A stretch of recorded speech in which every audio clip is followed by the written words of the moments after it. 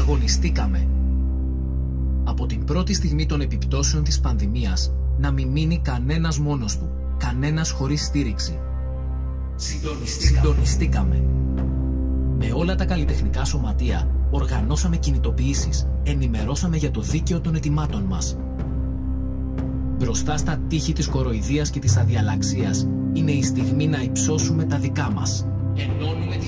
Ενώνουμε τη φωνή μας με τους υπόλοιπους εργαζόμενους για να ακουστεί πιο δυνατά ότι δεν θα πληρώσουμε εμείς και αυτή την κρίση. Το μέλλον μας δεν είναι η διαρκής μείωση των απαιτήσεων από τη ζωή μας. Το μέλλον μας είναι η ζωή και η τέχνη μας στο ύψος των δυνατοτήτων του αιώνα μας. Δίνουμε απάντηση.